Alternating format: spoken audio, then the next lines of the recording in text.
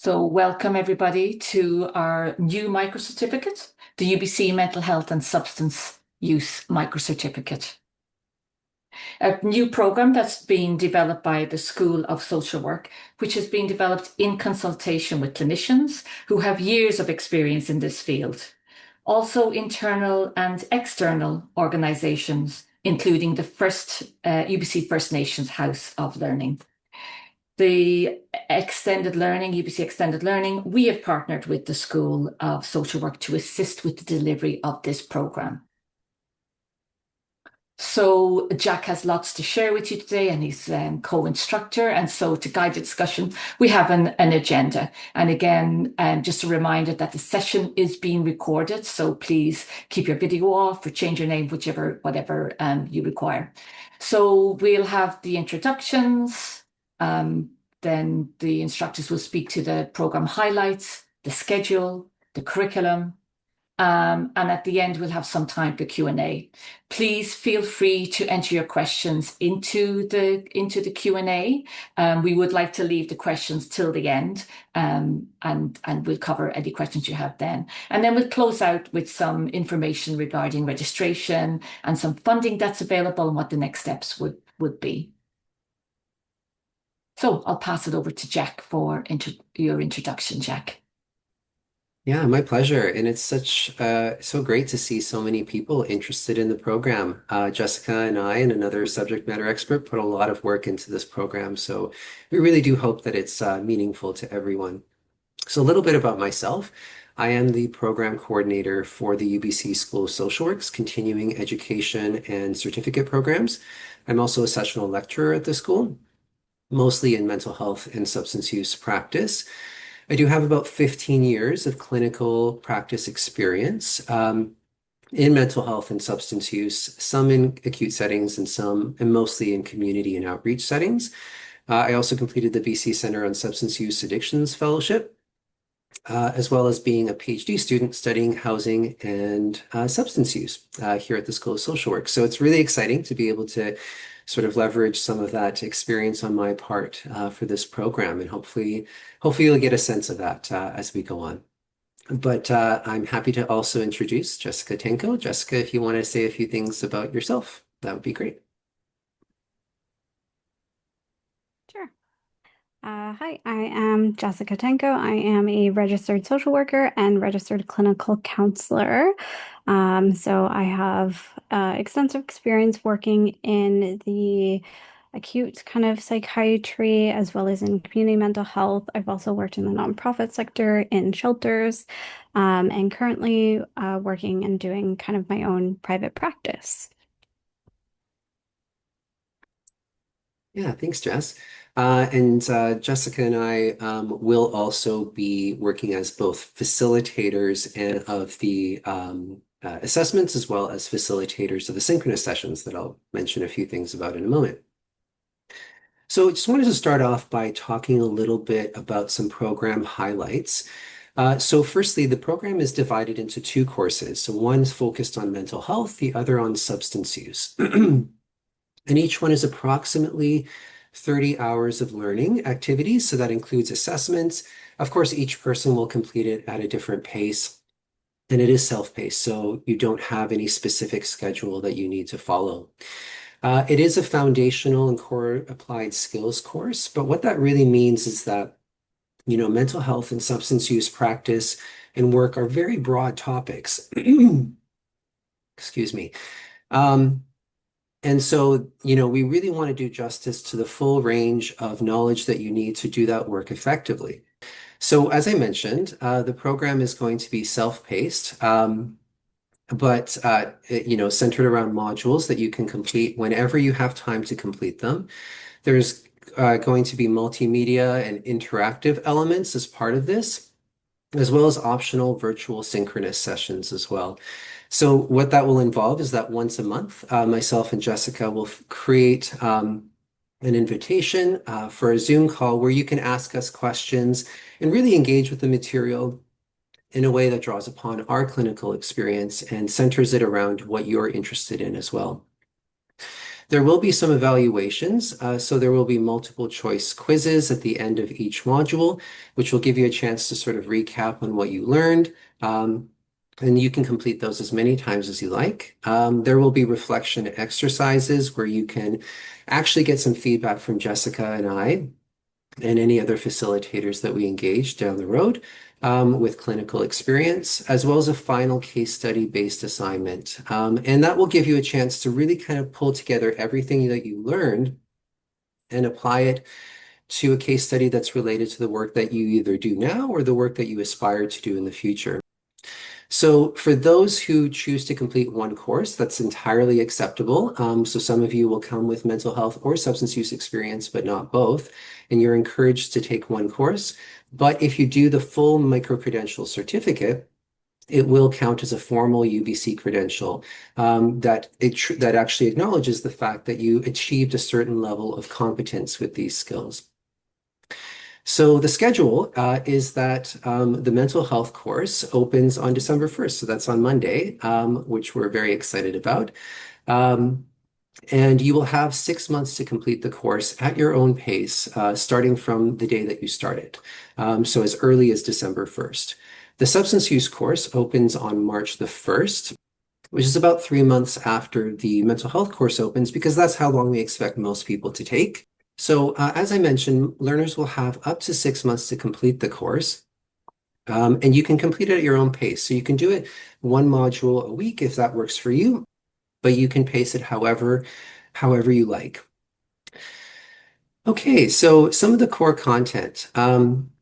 So as I mentioned before, this is like foundational knowledge for mental health and substance use practice, but we go into quite a bit of depth, particularly on important topics that are related to applied skills.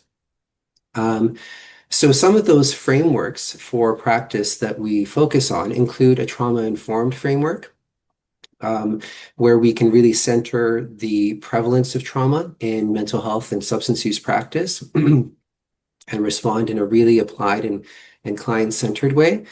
A client-centered and strengths-focused framework as well as a culturally informed and anti-oppressive framework that reflects the fact that this material and that substance use and mental health practice are really very much informed by people's lived experience, as well as by diversity and unique challenges and stigmas that people face.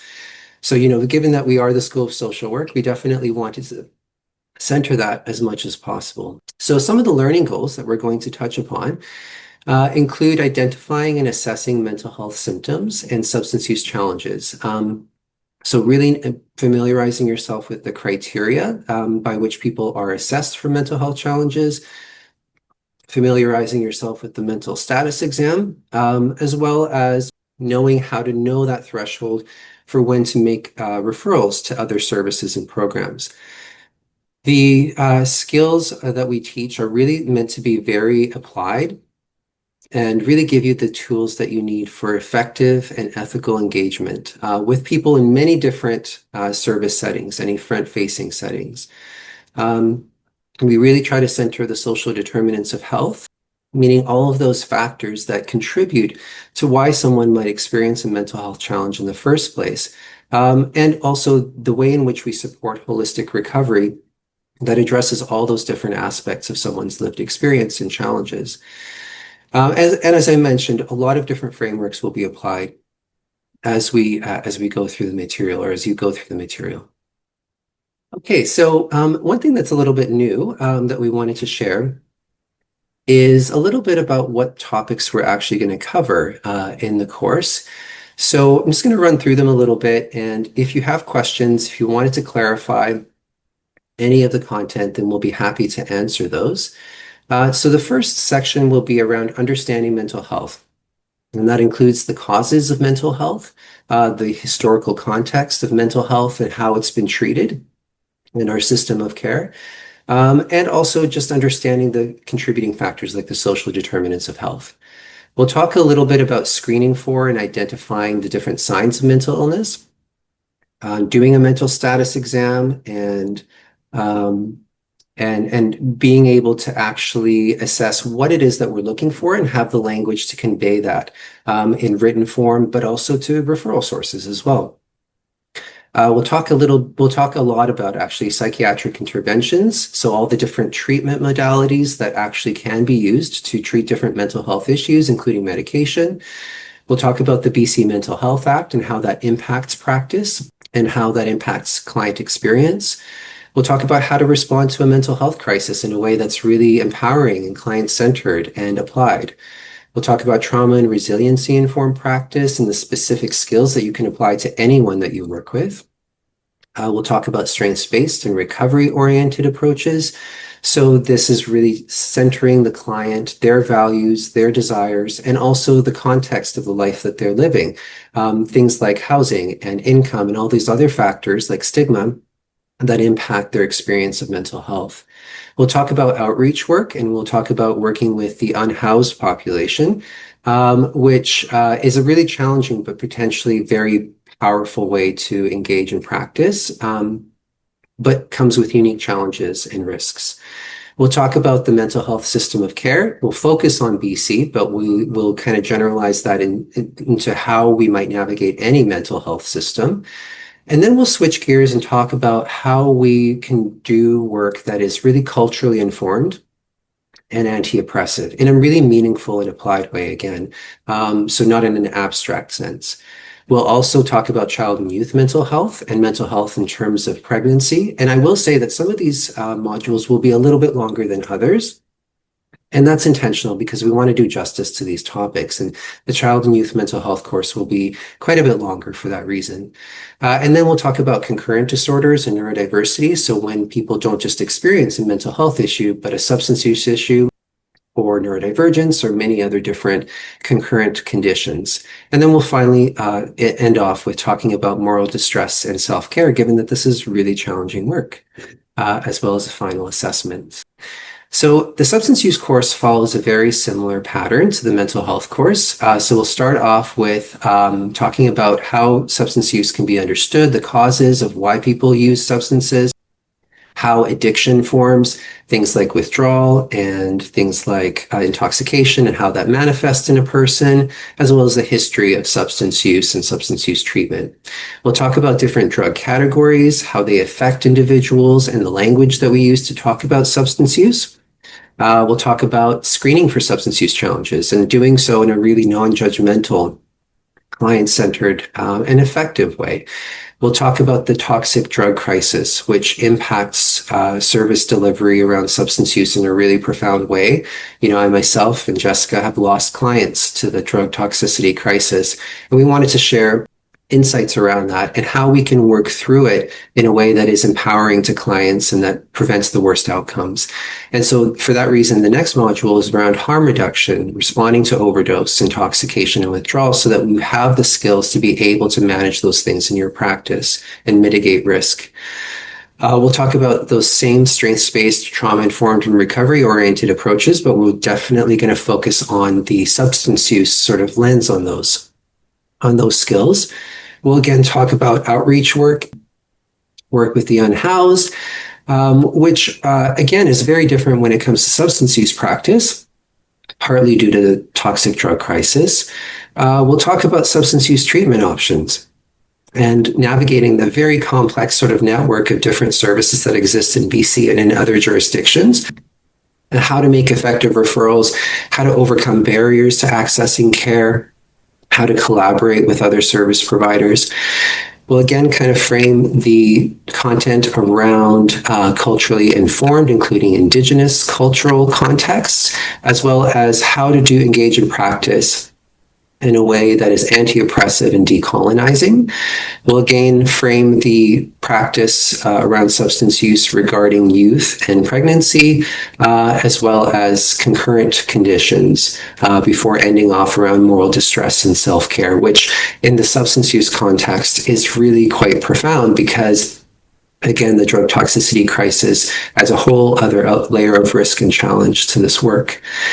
So that is the course in a nutshell.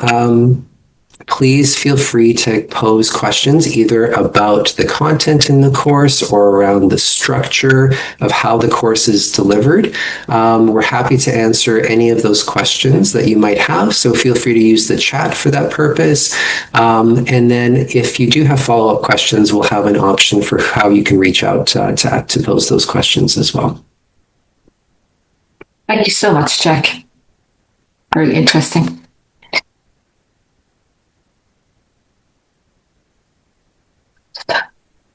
Just invite people to add their questions to chat.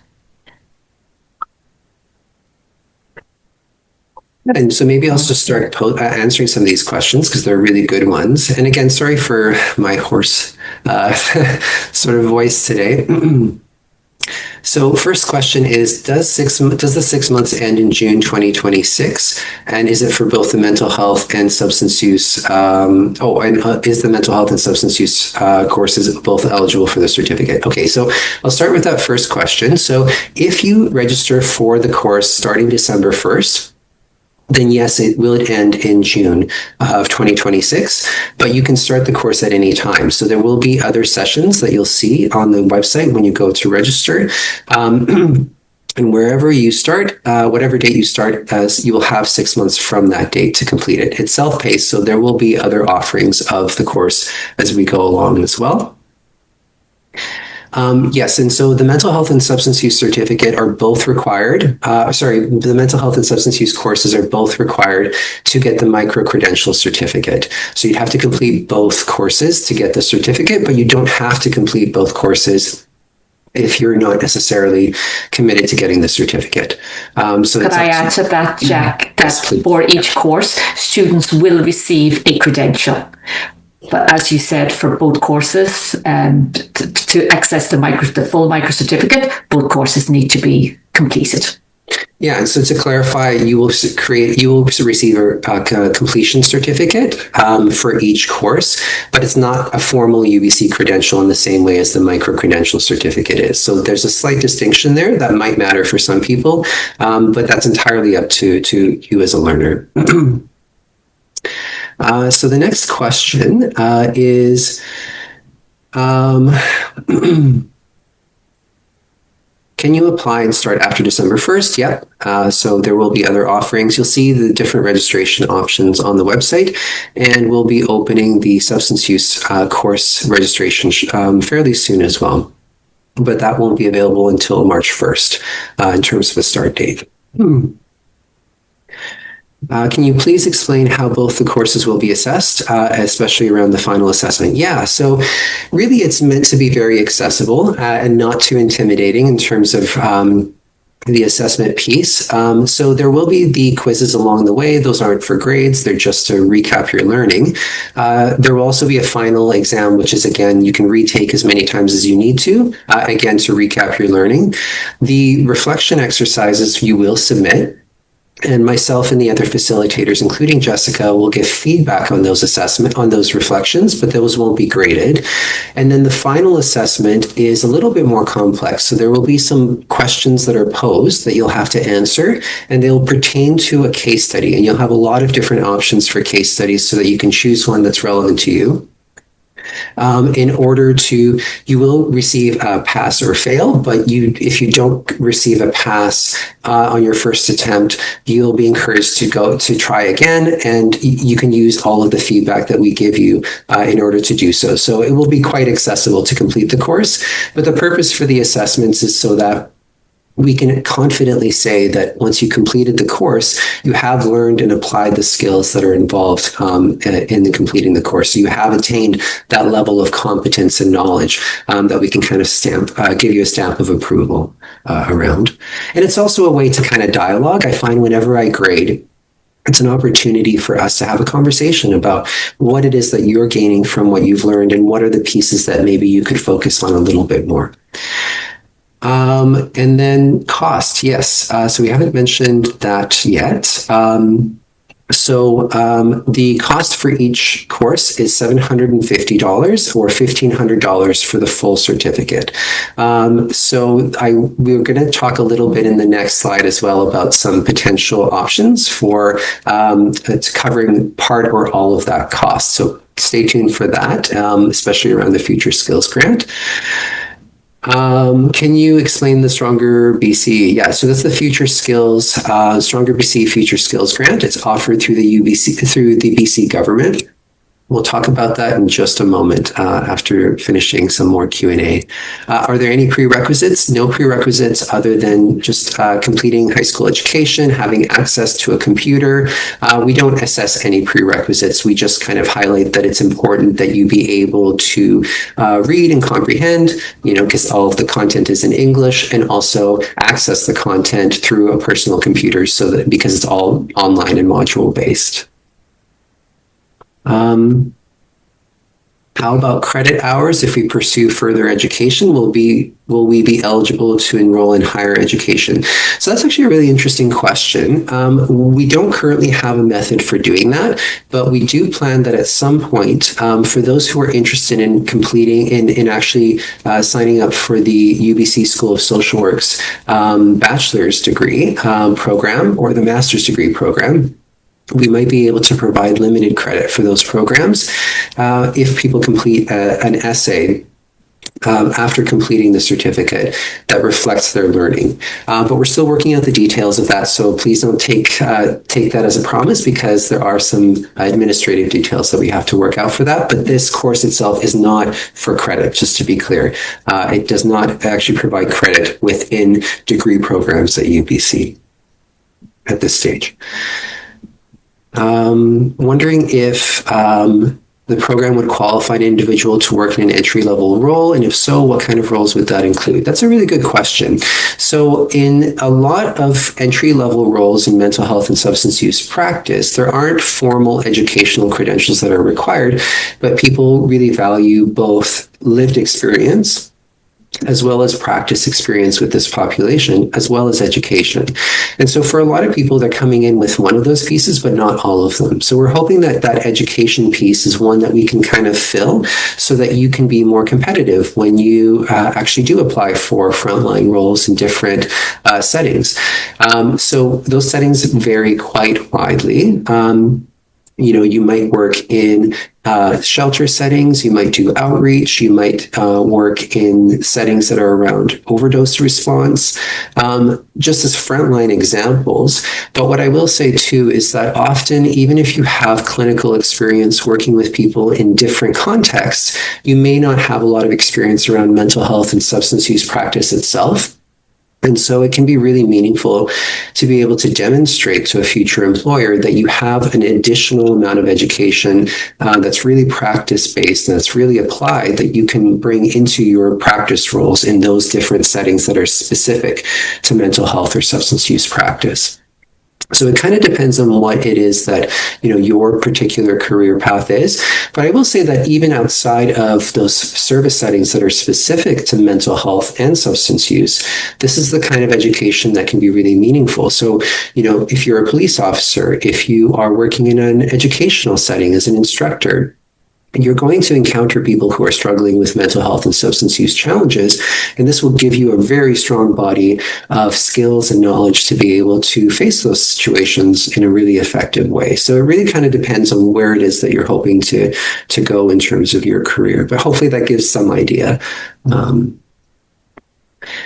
Next question is, do we have to apply first for the Stronger BC grant before we apply for this program? Also, is this covered under the Stronger BC grant? So yes, it is eligible for the Future Skills Grant, and we'll talk about that in just a moment in terms of process. So AD will say a couple of things about that. Someone is asking, I live on Vancouver Island. Is there a practicum portion? If so, how would that be facilitated? There's not a practicum portion, so it's all self-paced other than the synchronous sessions, which are optional.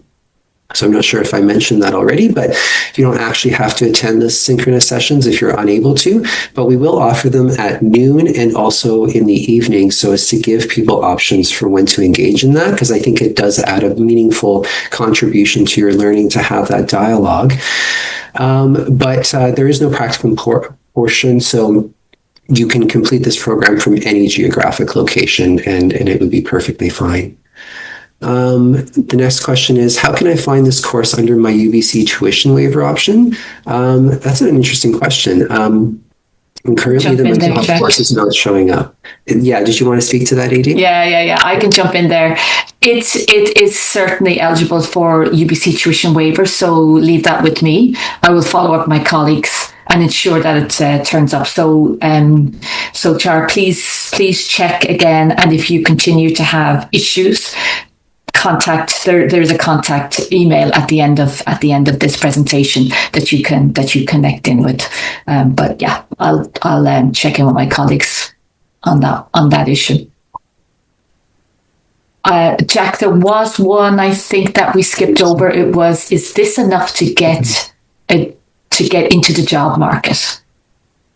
Yeah, I think I kind of I addressed it vaguely, but that's a more direct version of the question.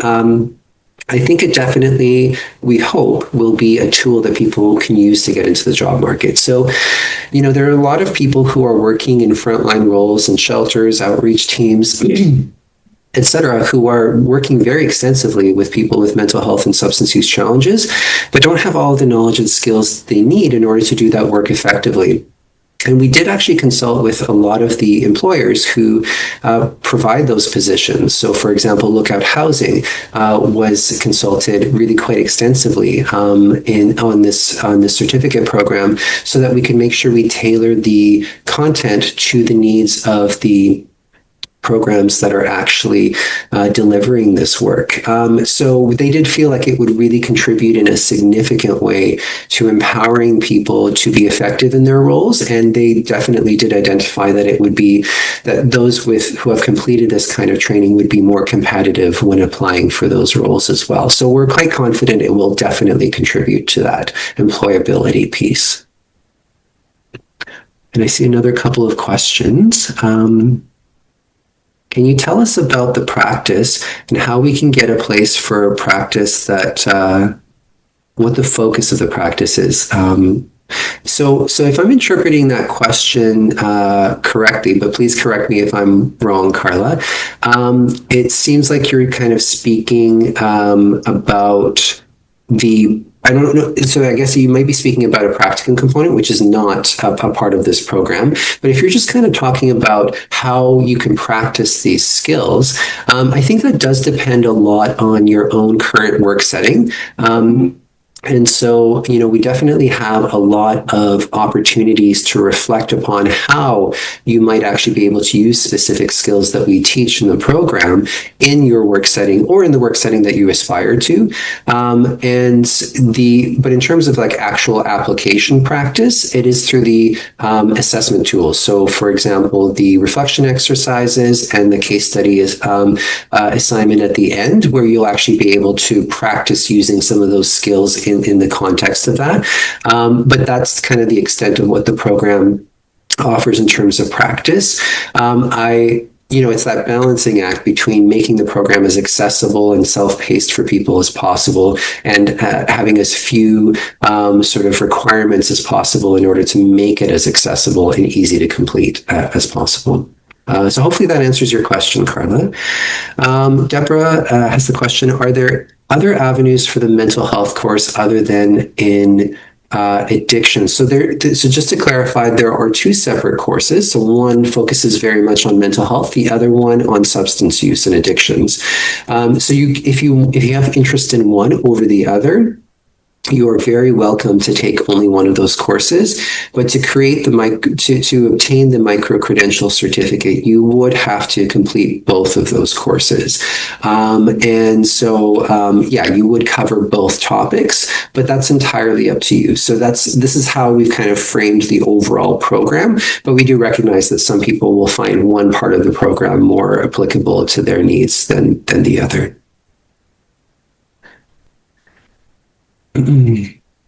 So the next question is, in what area would mental health apply? And, that's an interesting question because it's a very broad topic in many ways. I've encountered people who have struggled with mental health challenges, in their students, in their colleagues, in different settings that don't necessarily focus on mental health practice. And they're not sure what to do. So if, a student of yours or a colleague of yours or somebody you work with who's in a vulnerable population approaches you, for example, with suicidality, that can be really intimidating for a lot of people, and they're not sure how to be effective in those circumstances. And we teach that. We give you context and knowledge to understand something like suicidality in context, but then we also give you specific skills around assessing for suicide risk and responding to it through safety planning and other measures that will give you tools to actually meaningfully respond and support someone who's in distress like that.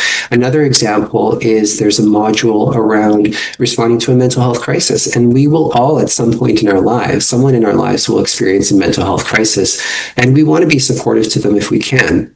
Some of us, and depending on the work that we do, might encounter that on a regular basis. So we teach very specific skills around how to respond to those situations in an effective and ethical way, so that you're not caught unawares and so that you're not sure how to respond when those situations arise. So hopefully that answers your question somewhat. Next question is, when I go to your website, substance use cannot be added to the card.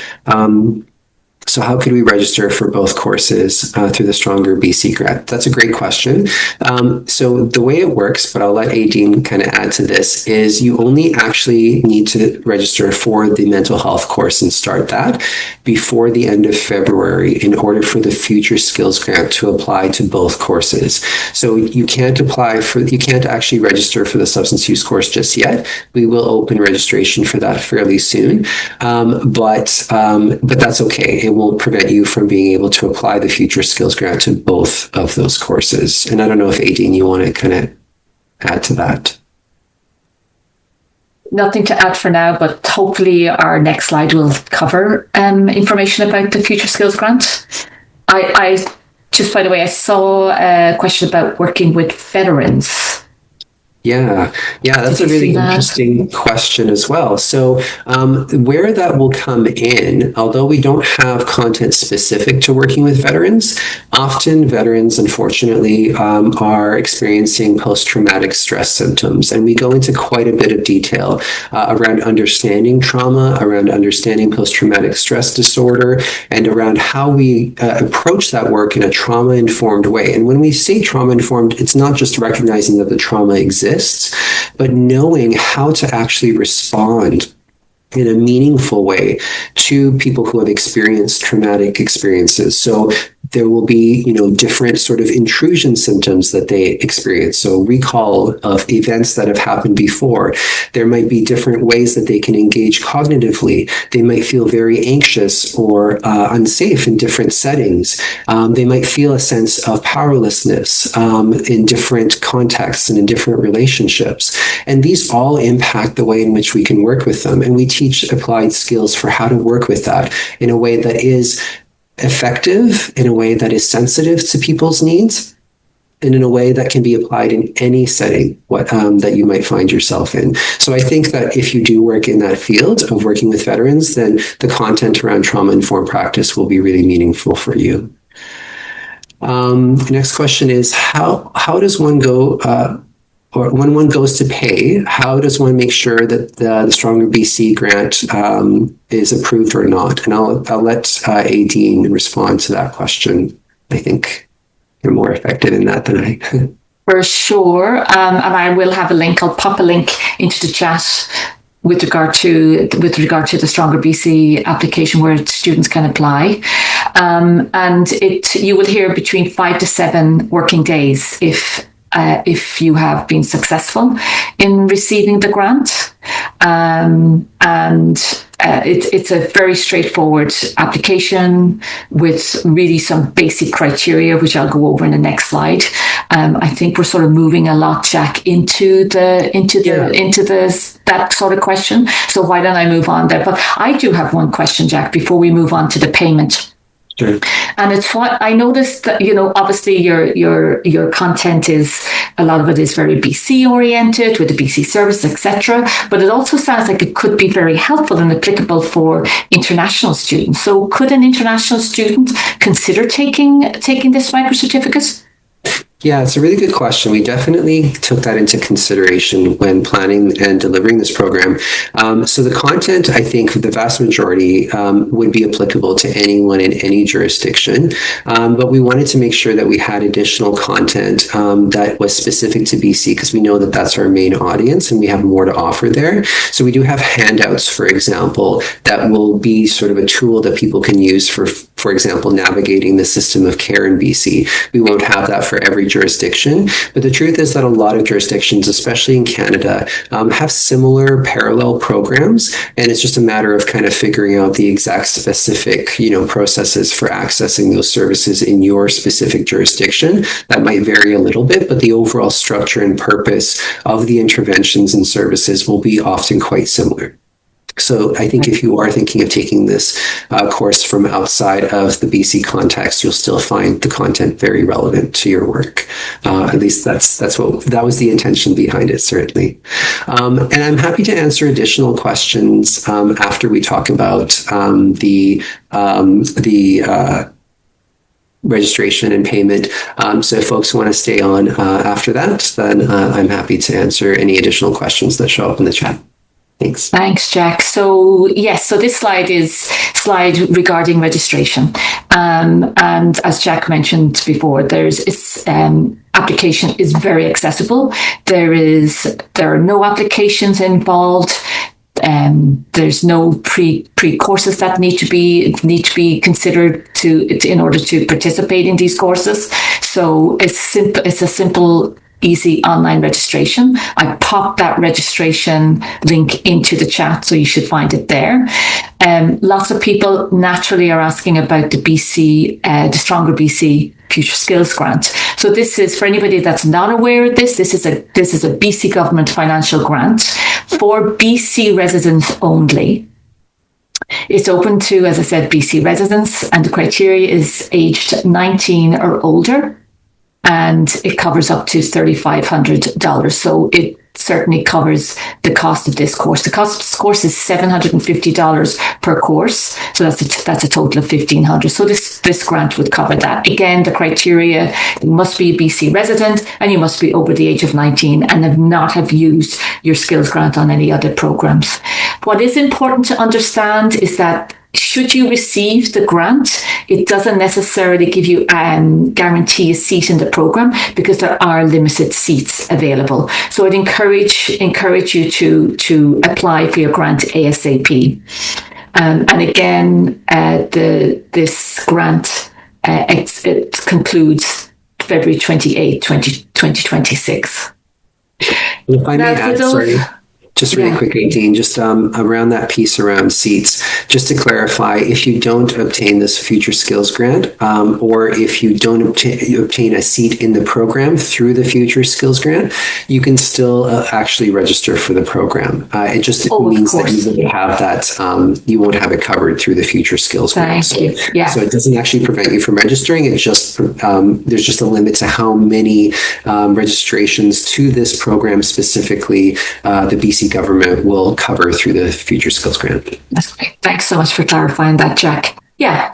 And then for those who are unsuccessful because you don't meet the criteria, you're out of province perhaps, there is a 10% discount available for learners who do not qualify for the grant. And then simply in the shopping cart, apply a discount code.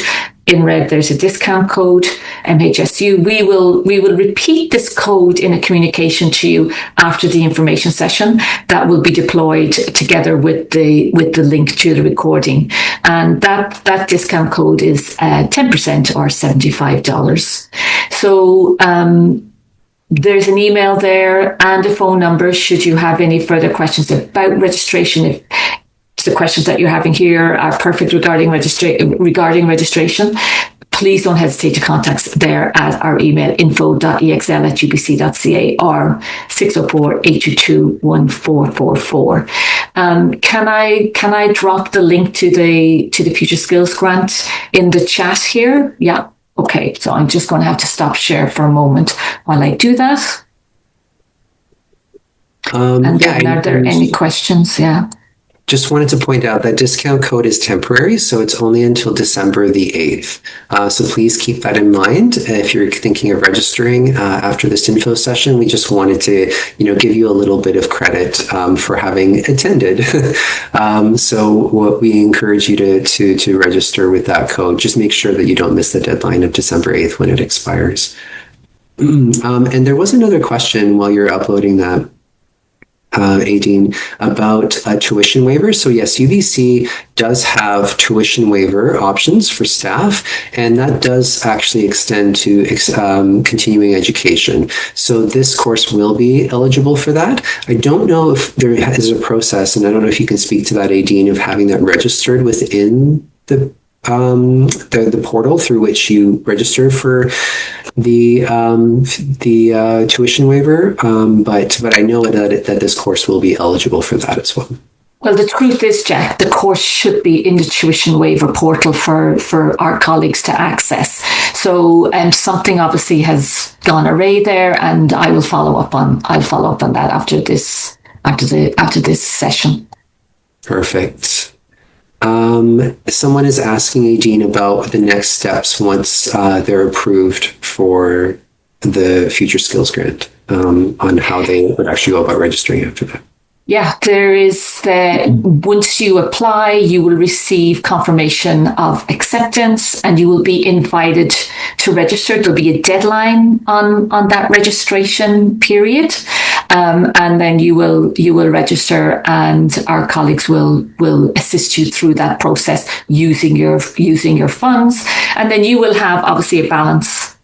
Or you may, depending on if you've used this grant for other programming, you may or may not have a balance in your Future Skills Grant, what they call wallet, to use.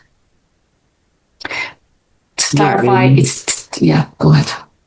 So I was just going to answer that question that you were just about to answer. Please do. So the 10% discount that expires on the 8th will only apply to the mental health course at this stage. There might be other future offerings, but none are planned. So it will apply only to registering for the mental health course at this stage before December 8th. Yeah, thanks everyone for coming. Thank you everyone for taking time out of your day to learn about our program. And as we said before, please feel free to reach out to us with additional questions. And we're really grateful for your time. Do we want to launch that final poll, Jack, about... Oh, yes. We did have a final poll. So folks do have a moment before they go, just to kind of get a sense of where people are at with the program, if you have a moment. Thank you very much, everybody, for responding. It helps with our planning. Thanks for the prompt, Aideen. Yeah. Thanks, everyone, and have a lovely day. Have a lovely rest of your day. Mm-hmm. And thank you, Jessica and Jack. Very informative. I feel people are excited about the program, so that's great. Well, we certainly are, but we created it, so we're a little biased. You can tell that. You can tell, Yeah. So, okay. So I know we haven't launched a poll, but just for our attendees here, it looks like the majority of people are planning on participating in the full micro certificate. Mm-hmm. That's great. Great to know. Yeah.